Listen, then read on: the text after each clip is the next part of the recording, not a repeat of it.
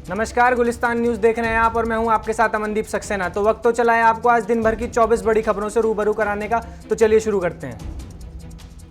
UP के बाहुबली नेता और माफिया मुख्तार अंसारी को लेकर यूपी पुलिस की टीम बांदा जेल के लिए रवाना हो चुकी है। पंजाब की रोपड़ जेल से बाहुबली मुख्तार अंसारी को कड़ी सुरक्षा के बीच एम्बुलेंस से बांदा जेल ले जाया जा रहा है। एम्बुलेंस के आसपास यूपी पुलिस की तकरीबन 8 गाड़ियां चल रही हैं। मुख्तार अंसारी को बांदा जेल की बैरक नंबर 15 में रखा जाएगा। मुख्तार अंसारी की पत्नी अफशा अंसारी ने फेक एनकाउंटर की आशंका जताते हुए सुप्रीम कोर्ट का दरवाजा खटखटाया। अफशा अंसारी ने याचिका दायर कर मुख्तार की सुरक्षा की गुहार लगाई है। पश्चिम बंगाल समेत असम, केरल, पुडुचेरी और तमिलनाडु में आज विधानसभा चुनावों के लिए वोटिंग हो रही है। इसके लिए सुरक्षा के कड़े इंतजाम किए गए हैं। बंगाल में तीसरे चरण और 3 जिलों की 31 सीटों और असम में आखिरी चरण के लिए 40 सीट पर मतदान हो रहा है, जबकि केरल की सभी 140 सीटों, तमिलनाडु की सभी 234 सीटों और पुडुचेरी की सभी 30 सीटों पर वोट डाले जा रहे हैं। बंगाल में चुनाव के साथ साथ हिंसा का दौर भी जारी है। आरामबाग में टीएमसी की उम्मीदवार सुजाता मंडल पर हमला हुआ। आरोप है कि सुजाता मंडल पर ईंटों से हमला किया गया है। बंगाल के उलुबेरिया में टीएमसी नेता गौतम घोष के घर से ईवीएम और वीवीपैट की मशीनें मिलने से हड़कंप मच गया। इस मामले में चुनाव आयोग ने सेक्टर अधिकारी को सस्पेंड कर दिया है। टीएमसी नेता के घर ईवीएम मिलने पर केंद्रीय मंत्री प्रकाश जावड़ेकर ने चुनाव आयोग से मांग की और कहा कि वह खुद इसकी जांच करें और कड़ी कार्रवाई करें, क्योंकि ये चुनाव प्रक्रिया के साथ एक तरह से धांधली है। प्रधानमंत्री नरेंद्र मोदी ने कूच बिहार में चुनावी सभा को संबोधित करते हुए कहा कि बंगाल चुनाव में बीजेपी की लहर चल रही है। पहले 2 चरणों में बीजेपी को बड़ी जीत मिल रही है।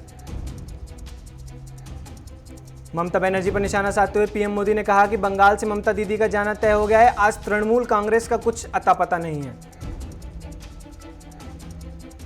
पीएम मोदी ने कहा कि दीदी कहती हैं सारे मुसलमान एक हो जाओ, सब टीएमसी को वोट दो, लेकिन अब मुसलमान ही आपसे दूर हो गए हैं। पीएम मोदी ने कहा कि अगर हमने कहा होता कि सारे हिंदू एक हो जाओ और बीजेपी को वोट दो तो हमें चुनाव आयोग का नोटिस आ जाता। राजधानी में बढ़ते कोरोना मामले को देखते हुए केजरीवाल सरकार ने आज से 30 अप्रैल तक दिल्ली में नाइट कर्फ्यू लगा दिया है। दिल्ली में रात 10 बजे से लेकर सुबह 5 बजे तक नाइट कर्फ्यू लागू रहेगा। इस दौरान जरूरी सेवाओं में लगे सभी विभागों के लोगों को छूट दी जाएगी। नाइट कर्फ्यू के दौरान ट्रैफिक मूवमेंट पर किसी तरह की कोई रोक नहीं होगी। राशन, किराना, फल, सब्जी, दूध, दवा से जुड़े दुकानदारों को ई पास के जरिए ही मूवमेंट की छूट होगी।